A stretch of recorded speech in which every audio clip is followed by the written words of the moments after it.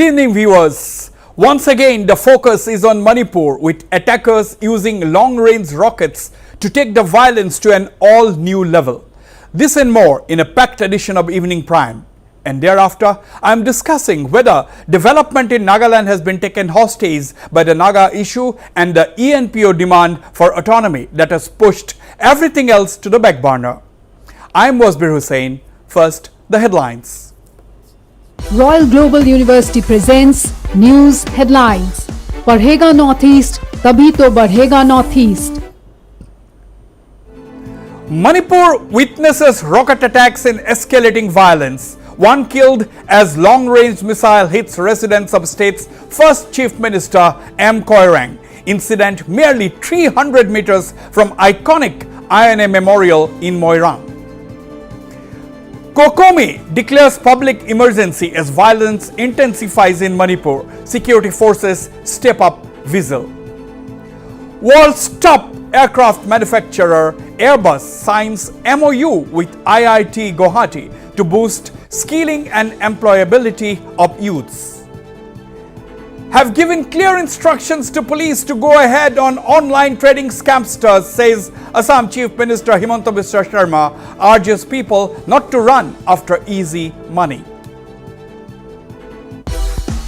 Evening Prime is brought to you by Yamaha MT 1.5 Tame the Darkness and Patanjali Dant Kanti Full Fresh.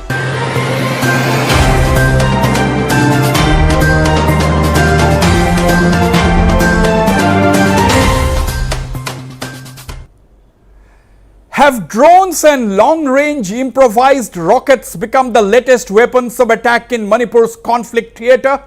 We will talk about the drones later, but first to the rocket attack that claimed one life in the state's Bishnupur district today, close to the iconic INA Memorial in Moirang. A priest was killed and around 5 people, including a minor, were injured when a local-made rocket hit the residence of former Manipur Chief Minister and freedom fighter Mairembam Koirang this afternoon. The rocket that was allegedly fired from the Churachandpur hillside struck the ancestral home of Manipur's first Chief Minister, located at Sendra in Bishnupur. The residence is merely 300 meters from the INA Memorial. As per sources, the priest, identified as 70-year-old R.K. Rabai Singh, was performing the rituals for Shraddh ceremony when he was killed in the rocket attack. The incident took place around 3 p.m. Sources say that these local-made improvised rockets can strike a target up to a distance of 10 kilometers. This was not the first attack of the day. Earlier this morning, armed men targeted civilian areas in Tronglaubi in Bishnupur, firing RPGs from the hills that caused extensive damage to private property. At least 2 houses were damaged in the attack. However, no loss of life was reported. The usage of the long-range improvised missiles pose a fresh challenge, especially in the periphery areas where casualties are likely to increase if security forces do not step in to end the conflict and seize the arms and ammunition.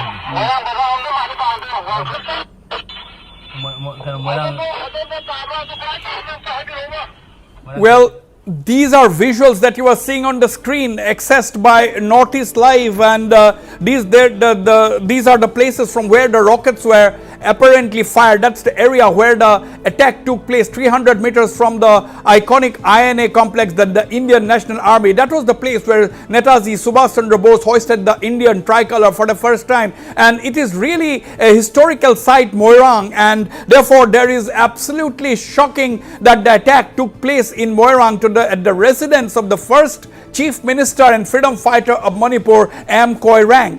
And that too, there was some private ceremony going on. A priest was engaged in a ritual, 70-year-old priest who was killed in that long-range attack. So are these long-range missiles, if I may use the word, the latest weapon, apart from the drones, of course, that are taking? We are going to discuss that, and these are visuals of the scene at the residence of M. Koirang, the first Chief Minister of Manipur. Exclusive visuals there that Northeast Live has accessed.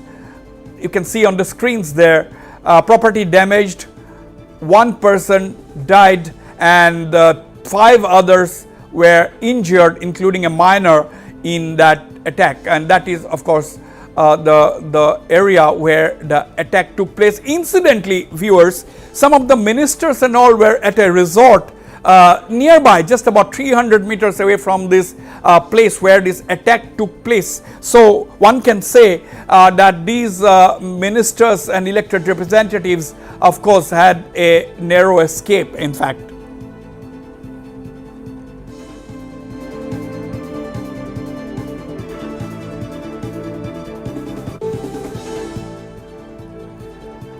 Now, coming to the use of drones in the conflict, well, the dropping of rocket-propelled grenades by high-tech drones along the periphery areas has cost the life of one person earlier this week and injured several others, raising serious concerns.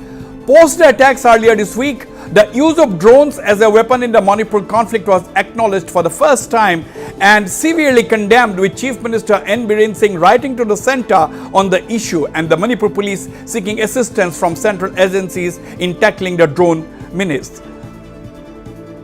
We have spoken to everybody from here to Delhi, और वहाँ दिल्ली में भी NSG से भी हम लोगों ने बात किया है, DG NSG से बात किया है, उनकी टीम से बात किया है, प्लस और भी एक्सपर्ट्स आ रहे हैं. हम लोगों ने कमिटी भी एक बनाई है कि ये ड्रोन के बारे में पूरा ये पढ़ने के लिए and something to do counter करने के लिए उसको कैसे हम लोग आगे ये करें. आसाम राइफल एक कमेटी तो बना दी गई, बट उसके बाद भी कुछ एक्सपर्ट्स को भी हम लोग बुला रहे हैं और जल्दी से जल्दी हम लोग कुछ इसका उपाय ढूंढेंगे.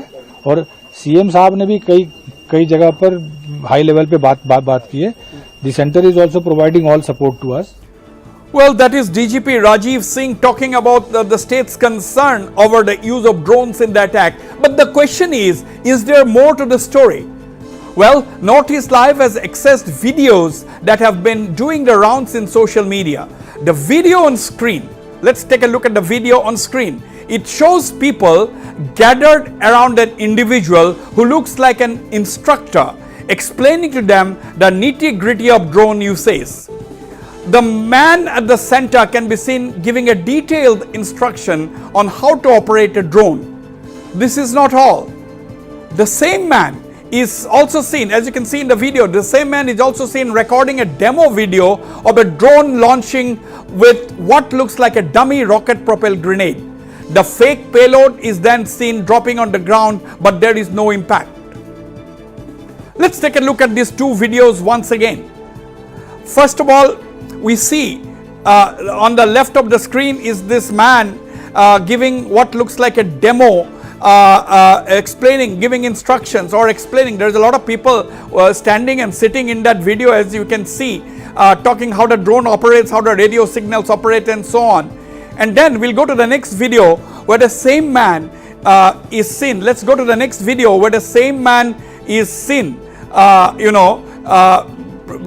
recording. Yeah, this is the man. He is flying a drone and putting a fake payload of a rocket, what looks like a rocket-propelled grenade, and that rocket-propelled grenade then drops on the ground from the drone from a height, and of course there is no impact, and because this looks like a demo rocket-propelled grenade.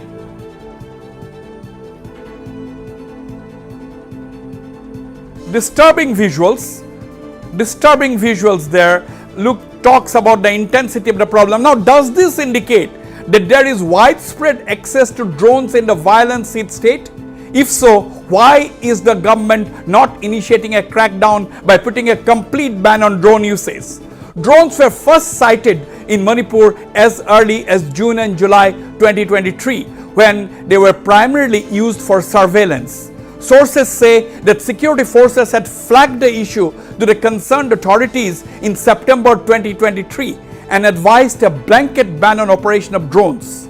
Sources feel that the government perhaps did not realize then that the technology will soon be used to target civilians with payloads of explosives.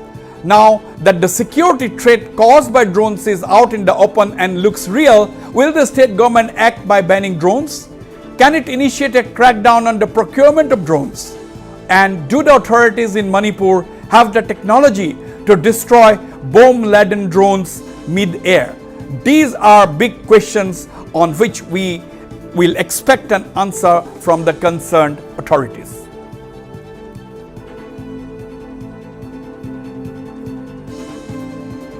And we have breaking news coming in. The Coordinating Committee on Manipur Integrity, or the COCOMI, has declared a public emergency in the state amid the escalating violence. Earlier in the day, the COCOMI had led a massive protest in Imphal against the recent drone attacks. Members of various groups and organizations along with students took to the streets in Imphal, forming a long human chain to mark their protest. The protesters urged the central forces to do more to tackle the drone attack menace. So, big update at this hour. The COCOMI has declared a public emergency in Manipur amid the escalating violence in the state.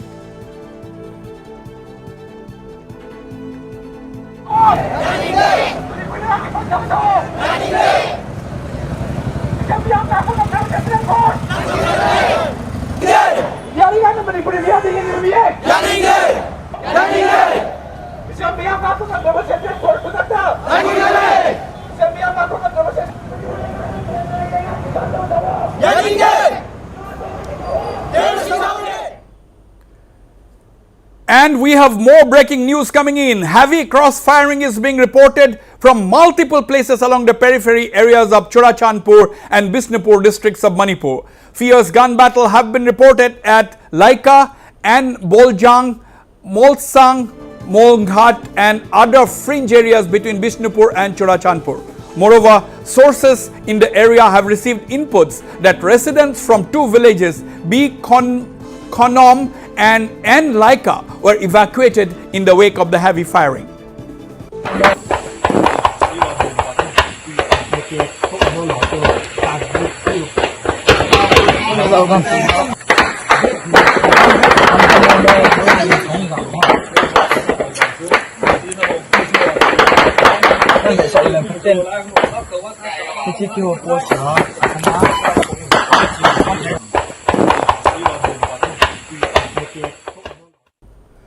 Well, turning to Assam, in some good news for the youths of Assam and the Northeast, the world's leading aircraft manufacturer Airbus today signed an MOU with IIT Guwahati here.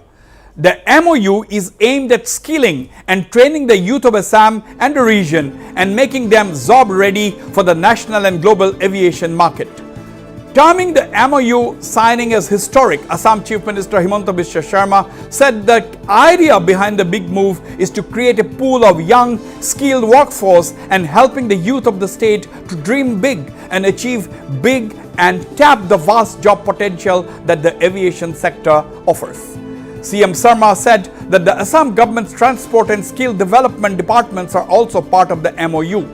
He further said that the entry of Airbus into Assam would catapult the state's image, which has already emerged as a bright spot in the nation's growth and development map.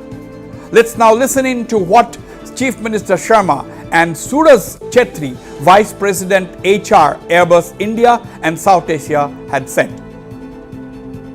Aji IIT Guwahati aru Airbus Industries-or মাজত এখন অতি ঐতিহাসিক চুক্তি সম্পাদিত হল। এই চুক্তিৰ দ্বাৰা অসমৰ যুৱক যুৱতীসকলক এয়াৰবাছ আৰু আইআইটি গুৱাহাটীয়ে এভিয়েশ্যন ইণ্ডাষ্ট্ৰী য'ত নেকি বিভিন্ন ধৰণৰ এভিয়েশ্যন ইণ্ডাষ্ট্ৰীৰ লগত জড়িত মানৱ সম্পদ সৃষ্টিৰ বাবে যৌথভাৱে কাম কৰিব। অসম চৰকাৰৰ পৰিবহণ বিভাগ আৰু স্কিল বিভাগো ইয়াৰ লগত জড়িত হৈ আছে। আইআইটি আৰু এয়াৰবাছ যেতিয়া একেলগে এভিয়েশ্যন ইণ্ডাষ্ট্ৰীৰ ওপৰত স্কিলিং বা গৱেষণাৰ কাম কৰিব আৰু এই গৱেষণা আৰু স্কিলিঙৰ মুখ্য উদ্দেশ্য হ'ব আমাৰ অসমৰ যুৱক যুৱতীসকলক এভিয়েশ্যন ইণ্ডাষ্ট্ৰীৰ ফালে আকৃষ্ট কৰা লৈ আহা মই ভাবোঁ যে ই আমাৰ অসমৰ বাবে এটা মাইলৰ খুঁটা হ'ব। As part of our efforts to holistically develop the aviation ecosystem, we are deeply invested in nurturing campus talent and equipping them with the right skills for the future. We work with leading universities and engineering schools to build a steady pipeline of talent, of top quality professionals from the aviation sector, and that will not only benefit Airbus, but it will benefit the entire ecosystem. Well, Assam Chief Minister Himanta Biswa Sharma has given a stern warning to scamsters robbing people of their hard-earned money through online trading frauds. Terming the trade as illegal, Chief Minister Sharma said that he has directed the police to go hard on those duping the public. Listen in. Online trading বুলি কোনো কথা নাই। বহুতে কয় যে আমি ষ্টকত ব্যৱসায় কৰিম। ষ্টকত আপুনি ব্যৱসায় কৰক, কিন্তু নিজৰ টকাৰে ব্যৱসায় কৰিব লাগিব। বেলেগৰ টকা আনি আপুনি ষ্টকত ব্যৱসায় কৰিব নোৱাৰে।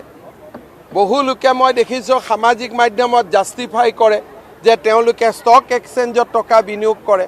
নিজৰ টকা ষ্টক এক্সচেঞ্জত যিমান কৰে কৰি থাকক, কিন্তু বেলেগৰ টকা আপুনি ষ্টক এক্সচেঞ্জত বিনিয়োগ কৰিব নোৱাৰে। আৰু বেলেগৰ লগত এগ্ৰিমেণ্ট কৰিব নোৱাৰে যে আমি আপোনাক 30% 15% সুদ দিম। গতিকে এই গোটেই ব্যৱসায়টোৱে সম্পূৰ্ণভাৱে অবৈধ।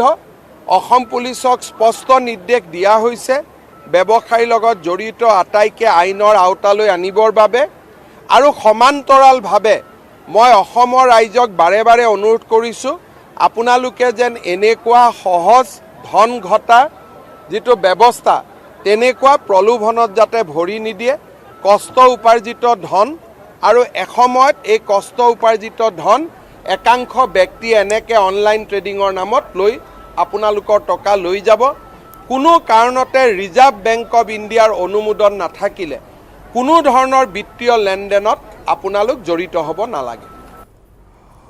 All right, we'll go for a short break now, but coming up after the break, I will be discussing whether the Naga issue and the ENPO demand for autonomy has taken development hostage in Nagaland. I have a very well-known panelist in the discussions. Don't go away. I'll be right back.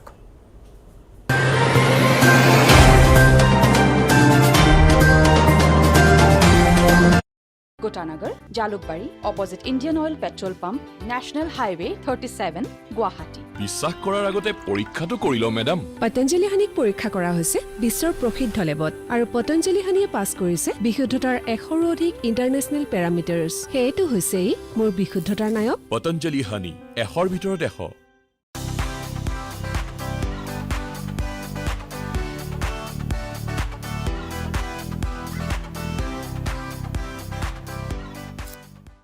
ল'ৰা ছোৱালী চম্ভালাটো মাকৰ যদি কাম হ'ব পাৰে তেন্তে business কিয় হ'ব নোৱাৰে? ব্ৰিটানিয়া মাৰিগোল্ডে আৰতিৰ সাহসলৈ লৈ আহিল শক্তি, এক নতুন জীৱন আৰম্ভ কৰাৰ বেলিকা। কাৰণ বহুতখিনি আছে কৰিবলৈ।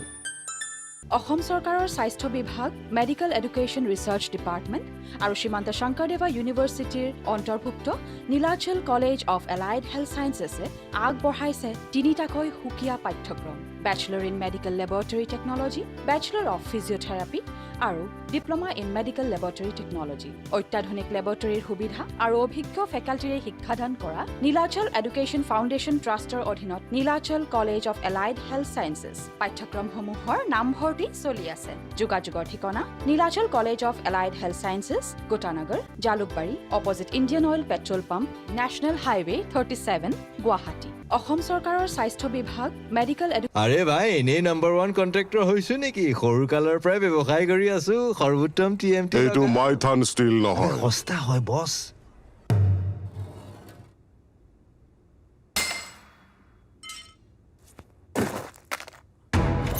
স্ট্রং মানে মাইথান স্টিল। ঠিক। RCF दालमिया सीमेंट है RCF एक्सपर्ट, यानी रूफ, कॉलम और foundation expert. Dalmia Cement. RCF strong to Ghar strong. Step into the realm of Assam Downtown University, where we encourage success, experience the pinnacle of academic excellence, and live your best days. Patanjali কচ্চি ঘানি বিশুদ্ধ সৰিয়হৰ তেলত বিশুদ্ধতাৰ তীব্ৰতা এনেকুৱা যি লৈ আহে চকুলৈ পানী আৰু যেতিয়া পৰিবেশন কৰা হয় তেতিয়া সকলোৰে মুখলৈ আহে পানী সোৱাদ আৰু বিশুদ্ধতাৰ সংযোগ পতঞ্জলি কচ্চি ঘানি সৰিয়হৰ তেল অসম চৰকাৰৰ স্বাস্থ্য বিভাগ মেডিকেল এডুকেশ্যন ৰিচাৰ্চ ডিপাৰ্টমেণ্ট আৰু শ্ৰীমন্ত শংকৰদেৱা ইউনিভাৰ্চিটিৰ অন্তৰ্ভুক্ত Nilachal college of allied health ছায়েন্সেছে আগবঢ়াইছে তিনিটাকৈ সুকীয়া পাঠ্যক্ৰম Bachelor in Medical Laboratory Technology, Bachelor of Physiotherapy, আৰু Diploma in Medical Laboratory Technology. অত্যাধুনিক লেবৰেটৰীৰ সুবিধা আৰু অভিজ্ঞ ফেকাল্টিৰে শিক্ষাদান কৰা নীলাচল এডুকেশ্যন ফাউণ্ডেশ্যন ট্ৰাষ্টৰ অধীনত Nilachal college of allied health sciences পাঠ্যক্ৰমসমূহৰ নামভৰ্তি চলি আছে যোগাযোগৰ ঠিকনা Nilachal college of allied health sciences Gotanagar Jalukbari opposite Indian oil petrol pump national highway 37 Guwahati Assam চৰকাৰৰ স্বাস্থ্য বিভাগ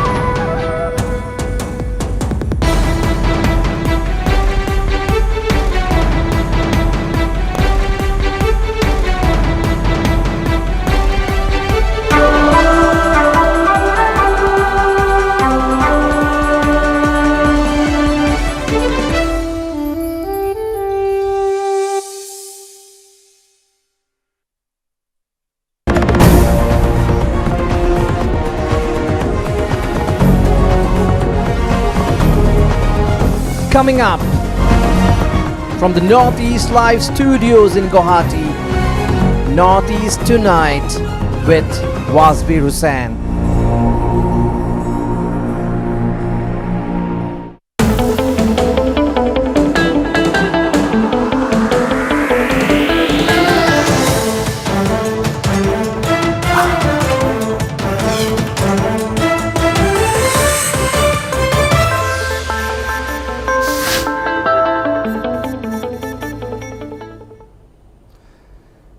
Have the Naga political issue and the ENPO demand for autonomy held development hostage in Nagaland? Are non-resolution of these two issues hindering progress in the state? Well, the general feeling in Nagaland seems to be so.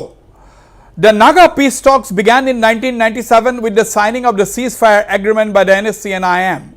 The signing of the framework agreement with the NSC and IM in 2015 and the agreed positions with the Naga national political groups in 2017 generated hopes of an early solution. In fact, things were almost sealed back in 2019 when the then interlocutor RN Ravi claimed that the peace talks have concluded.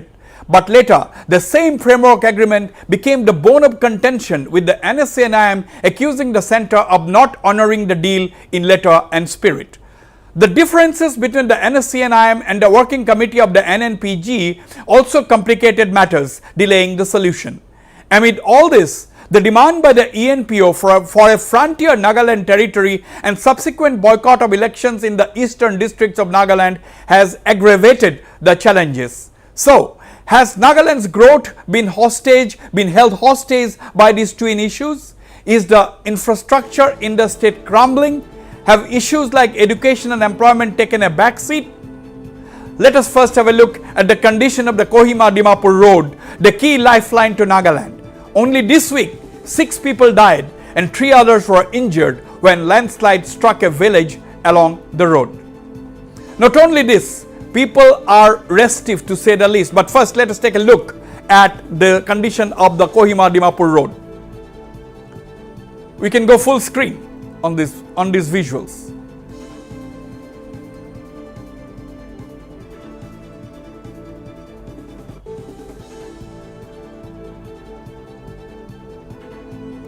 That is the condition of the Kohima-Dimapur road, key lifeline to the state. See the condition. 1963 was the year when Nagaland became a state, and till today we don't have a all-weather Kohima-Dimapur road, and it is really surprising because Nagaland is one of the most important states in the whole of the northeastern region. Well, people have become restive. For instance, the non-resolution of the Naga issue has forced people to continue paying so-called taxes to multiple Naga rebel factions. Of late, people have come out on the streets protesting the taxes levied by these organizations. Let's look at the protest on taxes, protest against taxes rather, levied by the different militant factions. Yeah.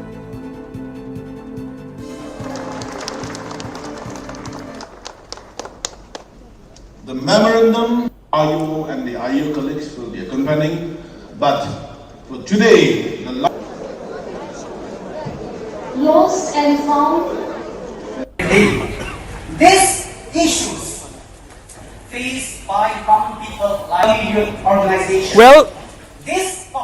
Well, let us also listen to what some prominent figures in Nagaland have to say on the matter. Let's quickly listen, then we'll go to the discussions with our esteemed panelists. Very quickly. We are still talking of the Naga political issue which is unresolved.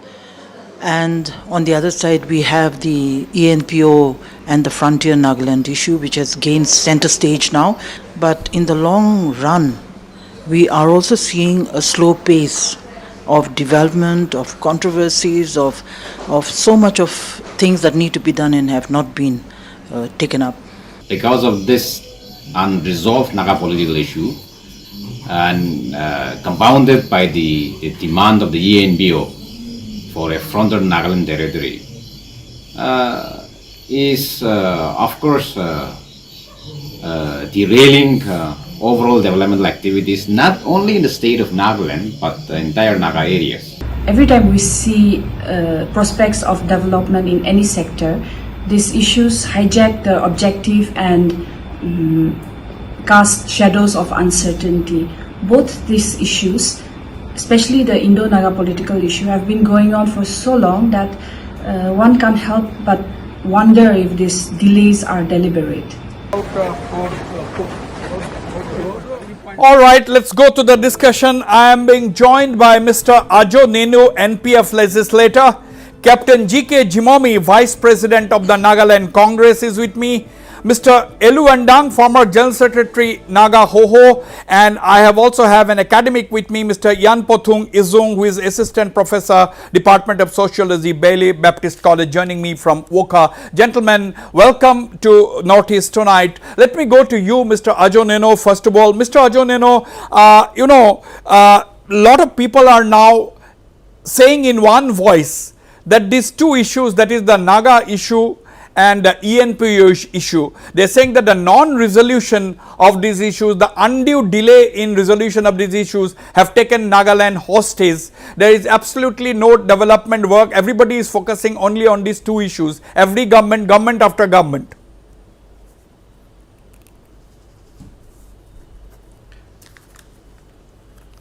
First of all, Mr. Wasbir, thank you for having me back after a very long time. By the way, the government of the day and the 60 legislators are taking these two important issues very seriously. And for me, I would perhaps I would not use the word hostage. In fact, these two issues, Nagas has been kept in the dark for too long, and we have been kept confused rather too long. And I know there is a time for everything. And as far as the ENPO issue is concerned, on the 28th of August, the PCC, that is the Political Consultative Committee, we had a discussion. And as far as the ENPO issue is concerned, now it has got to do with only one major point, and that's the financial autonomy. Financial autonomy. So when it comes to the financial autonomy, the rest of us, we want to wash our hands. So therefore, we have shifted the ball to the ENPO court. It will be between the ENPO 20 legislators, NLU, that is called NLU, and the ENPO. They have to resolve it among themselves. How they divide their powers. It's got to do with power sharing. If our 20 members want to share their powers with the EMs, that is the would-be executive members, we have no objection.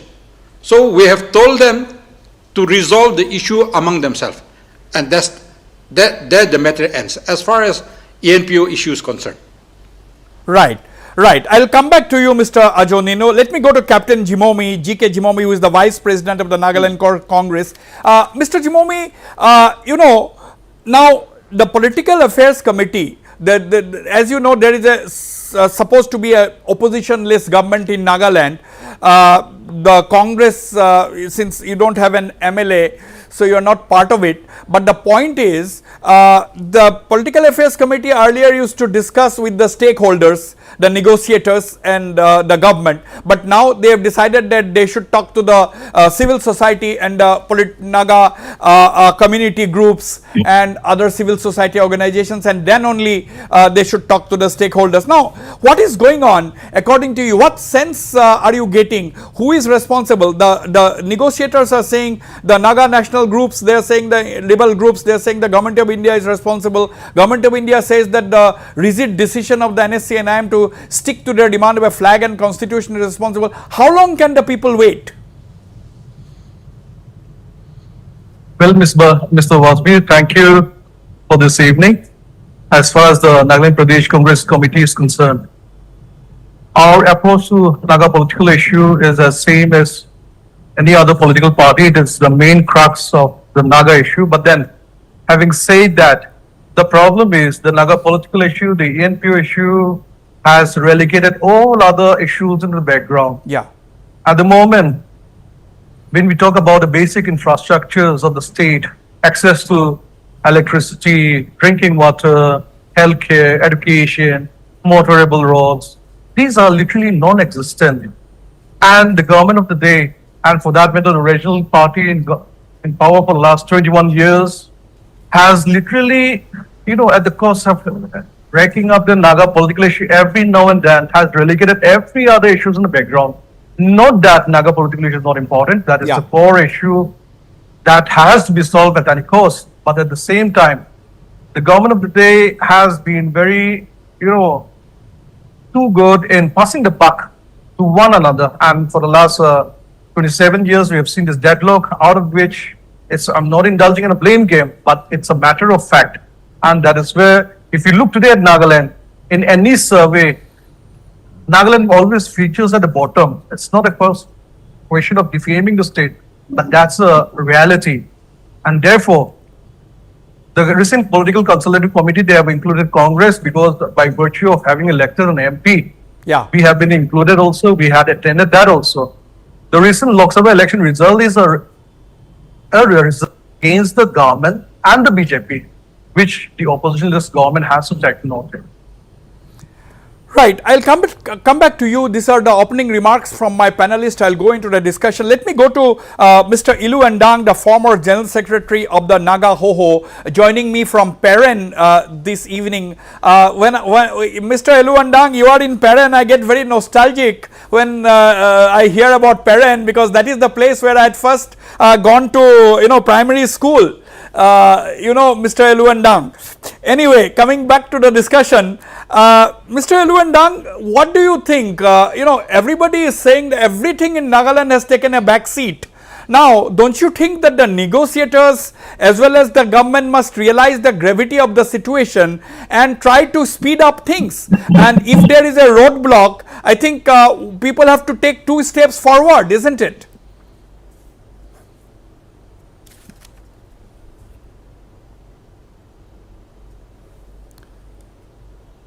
Mr. Ilu Endang, please switch on your audio. Switch on your audio. Yeah. Yes. Am I audible? Yes. Thank you for your opening remarks. I just ended up in Peren today, and thank God at least the network works well as of now. Yes. Well, it is very unfortunate because it has been on for years talking about this subject matter. Naga people, at the same time, the elected members have, in one voice,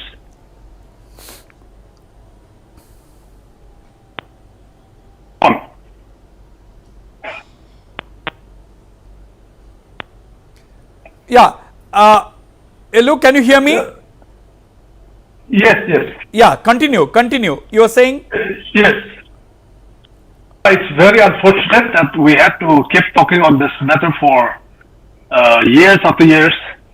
Nevertheless, we never lost hope, as I keep saying in your show. I repeat again, the people and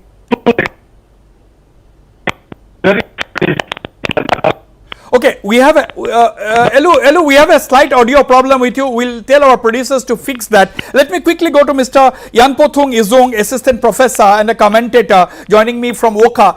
Mr. Izung, Professor Izung, everybody has agreed. All the panelists have agreed so far, and today we had also taken the views of other people who are not in this panel.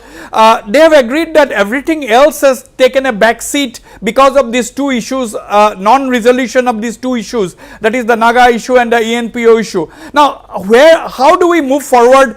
Don't you think that people have to, come up with a serious give and take policy? Thank you so much for the time. And the topic as such for today is quite interesting, as well as it is very important. I would rather, I too will also agree with our fellow panelists who have stated that, yes, apart from, because of these two issues, so many things are taken aback, yes. If, again, I want to make a remark with this. This is not a century where fighting for independence and sovereignty should be a thing. I mean, these things should be something of the past. That being said, the Indo-Naga political issue has a long history, and by now it should have been resolved. Talks, dialogues, agreements, when is it going to be resolved? Which direction are we heading? These are some of the questions which we often hear from others. And even today, people will be expecting an answer, but regretfully, these are things which are not in our hands. But I pray that every concerned authorities, be it the central government or be it the people's representative, make an effort so that these things be resolved at the earliest. If not, any kind of developmental aspects that is happening in the state will always be delayed. Right.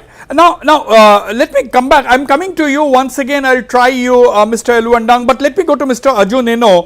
Mr. Arjun Eno, do you think that, okay, since things have become once again very, very indefinite, do you think the government must come up very, very seriously to focus on development and focus on everything else? Now, higher education in the state is suffering.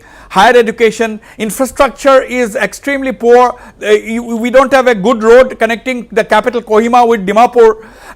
We don't have an airport in Kohima so far. Even Sikkim has an airport now, despite even Itanagar has an airport. So, does the government have any time to focus on development issues? Because everybody is bogged down with trying to resolve this Naga issue and the ENPO issue. Mr. Wasbir, as the saying goes, Rome was not built on the day. So as far as development is concerned, it has always been going in a slow pace, and it continues to do so. One way or the other, yes, I can say these two issues has also slowed down the pace of development. But development side by side is happening, even though slow. But coming to Naga political issue, the 60 members, we have formed a political affairs committee. There, the Congress is also included. Mr. Subong Jamir, the new MP, he is also a member. After that meeting, we decided that we call a bigger meeting, and that's why we call the PCC meeting. The PCC is Political Consultative Committee, which all the political parties who have members are included. And so there we discussed threadbare, and we decided that we'll take it to the public domain. We'll consult the civil societies, CSOs, NGOs, and we'll look into the Charter of Demands. Charter of Demands, both the framework agreement and the agreed position. Once after we go into the Charter of Demands, we will choose which is practical. And then after choosing all the practical points, we will put it in public domain. Then we will have another bigger meeting with the civil societies, the NGOs, the legislators, the PCCs, including those who are there in the negotiating group, and forward the same to Government of India. But now, Mr. Wasbir, let me be very frank. I don't see any sincerity in the Government of India's side. They don't have any political will. If they have political will, on 31st October 2019, the then Governor, Mr. Ravi, said that the talks were concluded. Yes. If it was concluded, why don't they implement it? They're not implementing anything. They're just saying in words, plain words, that they've concluded. No, so can I ask you a question, Mr. Neno? It has come to a deadlock. Can I ask you a question here? Yes, sorry to interrupt you. You are saying, since Mr. Ravi had then said 2019 that the talks have completed, you are asking the question why, if the talks are concluded, why it is not being implemented. Now, the NNPGs even today, the NNPGs are saying that they are ready to sign on the dotted line. It is the NSC and IM which is saying that unless the flag and constitution is given, we cannot sign. Okay. We have lost Ajon Neno there. Now let me take this question. Let me take this question to Mr. Jimomi. Mr. Jimomi, Mr. Ajon Neno is saying that if the Ravi had said that 2019 the talks are concluded, why is the Government of India not implementing? Now question is, NNPG is saying we are ready to sign, but the NNCNIM is saying that you give us the flag and constitution, only then we'll sign. Now, do you think the Government of India is responsible for this stalemate? Yes, Mr. Wasbir, the fact of the matter is there are already two agreements. One is the August 3rd, 2015 framework. The other is the 2017 agreed position. Yeah. But there has to be one solution only. Yes. There cannot be two solutions. Now, as Mr. Azwa has said, the governor had and the interlocutor at that time had declared that 31st October 2019 talks have concluded. Now, as far as we can see, there are so many people in the heart of speaking differently but acting differently. That has been the hallmark from various corners, and the insincerity of the Government of India. You know, when 2015, when the framework was signed, our Prime Minister had gone even abroad to proclaim that Naga political issue has been solved there. Then why has it taken 9 years here? This shows the insincerity on the part of the Government of India also. You can't blame the Naga political groups or, the other stakeholders. The Government of India has to show its sincerity. Right. 11 years in the BJP government, they cannot just wash their hands off. Right. Mr. Ajon Neno, can you hear me? I can hear you. I can hear you now. Okay. You see, you are saying that why the Government of India is not implementing if they have said that talks are concluded. But what are you going to tell the NSC and IM which is still insisting on a flag and constitution? Now, that is number one. Question number two, I am coming to my other two panelists also. Question number two is, do you think that the Government of Nagaland must set up a high-level committee to boost infrastructure and development in the state who should not be bothered about these two issues? There should be other people looking into the two issues. There should be also a committee to look into the issue of development. Yes, I agree with you. The government should set up a high-level committee to see into the development activities. But when it comes to Naga political issue, this issue is above all issues. It is above individual issue. It is above region issue. It is above tribal issue, and as I said, this is above all issues, this is the most important issue. So we all should put our heads together. And so therefore, the PCC decided,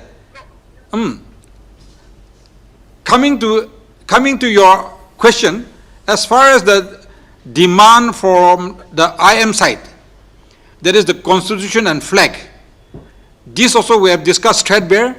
What is possible, what is practical, we will bring it out and we will take it to public domain, and then we will call all our national workers who are in the negotiating group and tell them frankly that these demands are possible, these are not possible, so we will not be able to pursue forward these demands, and therefore what is possible we will pursue it with the government of India. That is what we're we're trying to decide on. Okay. Elu Endang, can you hear me now? Mr. Elu Endang? Mr. Elu Endang, can you hear me? Elu Endang, can you hear me? Yes, I can hear you. You can hear me. Okay. Now, you see, basically, do you agree that the government of India should resume the talks with the NSC and IM, and the NSC and IM also come up with a revised formula to resolve the issue, because they are sticking to the demand for a flag and constitution? Do you think there is it is high time that there is a new formula necessary to take things forward? Well, I think it's high time the government of India comes with inclusive approach by now. How long can the government of India keep denying and delaying this process? It is the commitment of the government of India, and therefore, as the Naga people have been honoring the commitment of the government of India. Now, the talks have been stalled by so many months now. Government of India is silent, completely silent, which means government of India is not considering at all to resolve this issue. The elected government in the state has been repeatedly reminding the government of India, whereas till today, government of India is not responding. There is no positive response. The people are kept at dark, and now we can see how the Naga people, how the Naga political groups are facing the situation today. Each moment, the Naga political group are not being able to tell the people what is happening with government of India. And therefore, government of India has to gain the confidence of the people and see that it has brought about a logical dialogue and a conclusion. We cannot wait for eternity. Something has to be done. Yes. That is the point. Let me turn to Professor Izung. Professor Izung, you see, nobody, Mr. Ajo Neno said that above everything else is the Naga issue. Nobody can deny that. I am not denying that Naga issue is the topmost issue in Nagaland. But at the same time, you have to think about the future of the youths. Now, entire northeastern region is progressing, and there is a sense that Nagaland is still lagging behind as far as development and infrastructure is concerned. Now, a lot of people are saying that, okay, since it has been lingering for 70 years, since the talks have been lingering for 27 years, talks can be kept at one level, there should be a parallel work going on for development on one side and the resolution of the issues on the other side. Yes. There is no doubt that the Indo-Naga political issue is important. Yes, all of us agree to that. But at the same time, we should also not forget about what is happening there, because there are a lot of aspects in the state where the government has to look into. Yes. We cannot totally focus only on the Indo-Naga political talks or the issues. Yes. Because, as we have said, there are things which are left behind, and this is the forefront of all. It indicates that there are also other aspects. So, if we have to think it that way, I being an academician, let me just put it this way. nations and governments are for its people, and then the aspiration of people should be met if it is seen to be as a team feat. Now, if we look at the very nature of Naga political talks and that of the INPO issue, of course, these two issues are quite different, with the Indo-Naga political being the broader aspect. This brings about political instability in the state, and where it hampers lots of developmental aspects of the state. In my opening remark, I have said it that at this time of the century, we should not be talking about such things, but it's very unfortunate for all of us that we have to face we have to still face historical lines, and which are not even done till date. We see a lot of regional disparities in terms of developments. If we compare Nagaland with other states, where are we? We don't stand a chance. Yes. That is the reason. Yeah. Now, that is the reason. Right. Providing with options, whatever options that we have, there is a need to resolve this issue at the earliest, so that any developmental activities that are deemed fit for the state should be carried out smoothly. See, Mr. Arjun, I'm coming to with this same question to Mr. Jimomi also, but first let me go to Mr. Arjun. Mr. Nino, I mean, you see, as you said that Naga issue is the topmost issue, above all, everybody has to put their heads together. Nobody is denying that. Even I am not denying that. That is the topmost issue. Ever since we were young, we have been, for the last 40 years, I have been covering this issue as a journalist. I have been in this profession for 40 years, and 40 years we have been covering the same issue. And you have been in the political sphere for, decades, and you are also dealing with the same issue. Now, what about the next generation? The next generation, this is the digital age. The Northeast is also progressing. Now, don't you think that a concrete measures needs to be taken by the Nagaland government to usher in the digital technology, to usher in higher education? And look at today, Airbus has signed a memorandum of understanding with IIT Guwahati for skilling the youths of Assam. Airbus. So, we expect similar things to be happening in Nagaland. We want Nagaland is the most beautiful state, and the Nagas are some of the most, hospitable people in the region, in the country.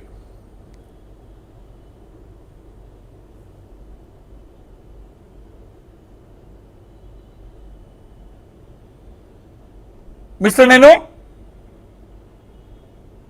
Same. Okay, let me turn this question to Mr. Jimomi. You have heard the question. Yes. Yes, Mr. Wasbir, the fact of the matter, as I keep repeating, is for too long, yes, we don't deny that Naga political issue is the top issue. But having said that, we have relegated other core issues in the background. We don't have seen the Nagaland Assembly debating about the problems of unemployment. Yes. We don't see talking about creation. We don't see the government talking about the dilapidated infrastructures. We don't see the government, talking about how to create industries, because at the moment we have zero industries. We are not concerned with the influx of migrants in the state that is literally changing the demography, especially in the foothills. So these are the core issues which the government has literally failed to tackle. Now the thing is, the younger generation brought up in a digital age, they know what is happening in America, they know what is happening across the globe. And when compared to Nagaland, we are literally in a stone age when we see the rate of progress of other people across the world. Just that the danger point is, the tipping point is, just that it doesn't happen, doesn't mean that it will not happen. We are sitting on a time bomb here. And in fact, if pushed to the corner and if left with no option, there may be a very big social unrest, because the younger generation of today is an aspirational generation. Yes, Mr. Jimomi, important point being raised by Mr. Jimomi, that he has not seen the Nagaland Assembly debating on issues like unemployment, debating in issues like infrastructure, like bad roads, and is debating on issues like migration. Migrants are changing the landscape in Nagaland. Mr. Arjun, you are in the thick of things in the State Assembly. Are you not disappointed that the State Assembly has not been able to debate issues on bad roads, on infrastructure, higher education and so on, employment, etc.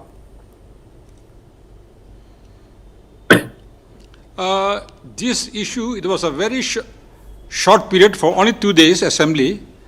We had discussed 2 whole days on the road issue. We have discussed on the influx issue. We have discussed on Naga political issue. And also we have dwelt on the NLTP Act. So in 2 days, how much can we discuss? Number one.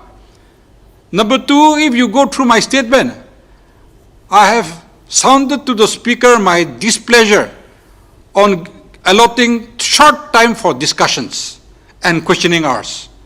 So since I am not the head of the government, I have nothing much to say, but in 2 days, we have discussed on many issues and our assembly lasted up to 8 o'clock night for 2 days.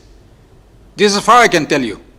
Now coming to the Naga political issue, Mr. Wasbir, I'll tell you very frank. I think our IM brothers also, they're serious on the demand for constitution and flag. And I'm happy to have come across the statement that they're even willing to abrogate ceasefire if the government of India is not serious. But now that the ball is in the government of India's court, I don't see any seriousness on the government of India's side. They have no political will, number one. Moreover, the present government, NDA government in the center, is not as strong as before. And I don't think they can take any decision where they can bring a logical conclusion to the Naga political issue. Professor Izung, And for me, as far as the... Yes, carry on. Please carry on. For me, as far as Ravi's statement is concerned, I see it only 2 ways. 31st October 2019, he said the talks are concluded. If it is concluded, it should have been implemented. If not, for me, I take it as that is a deadlock. It has been rejected. Both the framework agreement and both the agreed position has been rejected by government of India. So now our NNPGs, they should take a new stand. The original demand of the Nagas is sovereignty and nothing besides sovereignty. I want to give that statement. Right, Professor Izung. And as far as ceasefire is concerned, I have given a statement in the assembly. Right. If the NSA and IM were to go back on the ceasefire, I think things will go back to square one. Professor Izung, nobody wants that. What is your final comments? Where do we stand today? Final comments from Professor Izung.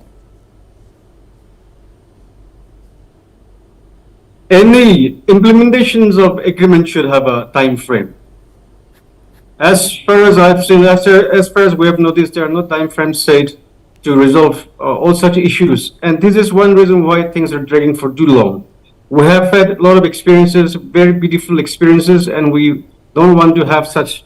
We want to prosper. We want to have a developed state. We want to be at par with other states as well. We have to create space for the young generations to come. That is why this political instability should be checked and monitored, and as far as possible, it should be. It should have a time frame within which to resolve. So, Mr. Jimomi, Professor Izung is talking about a time frame. Other people will argue that these kind of issues cannot be settled within a time frame. It has to be an acceptable and honorable. So, do you think we should go on talking for more than, now it's already 27 years gone. Do you think we should go on forever?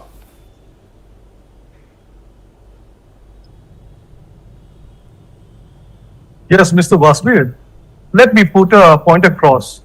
There is an old saying which says that no solution is also a solution. I'm afraid the government of India is using that old saying to literally keep the Naga peace talks from having its logical conclusion. Now, at the end of the day, our legislators have always been saying that we will pave the way, we will pave the way. But the caveat is, which should be honorable, acceptable to all sections of the society. I don't think that is going to happen. At the end of the day, government has to go for a majority view. It cannot Absolutely. be, you know, That is a very acceptable important to point. all sections of Important society. point, Mr. Jimomi, that you are making. Final comments. Elu and Dang, 20 seconds. What would you like to say?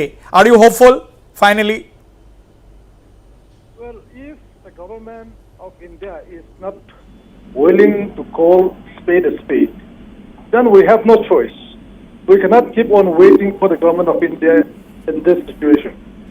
If the government of India is not willing to resolve the matter, I think they should leave it to the Naga people to decide. And Naga people will decide what is best for us. We cannot keep on waiting for the government of India to keep on talking on and dividing the Naga people anymore.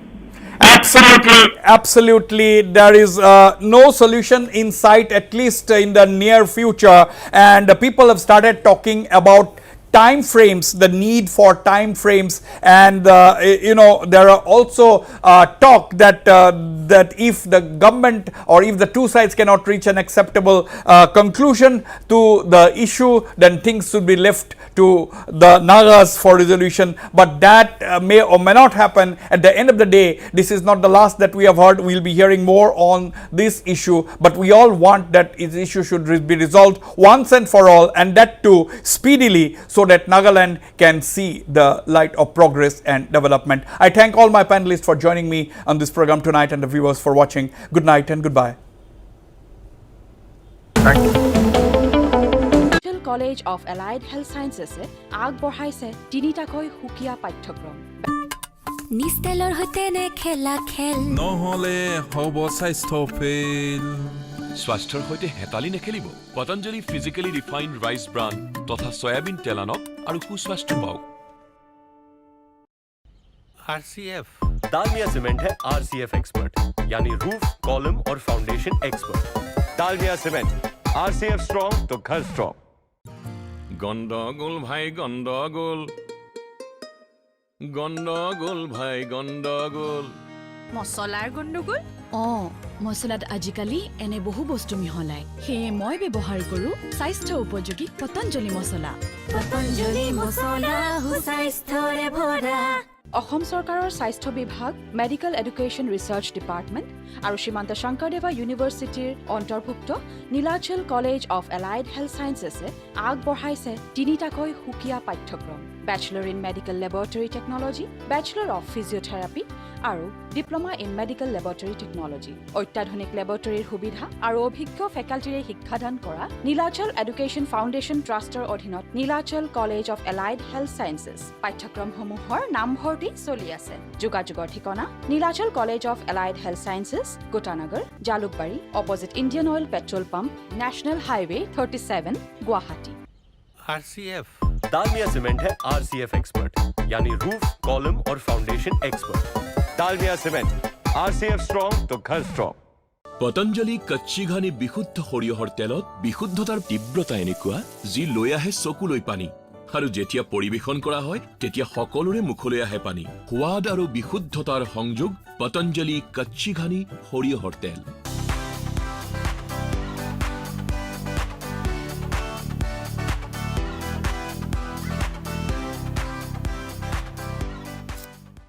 আরে ভাই এনে number 1 contractor হইছো নেকি সৰু কালৰ পৰাই ব্যৱসায় কৰি আছো সৰ্বোত্তম টিএমটি এইটো মাইথান ষ্টিল নহয় সস্তা হয় বস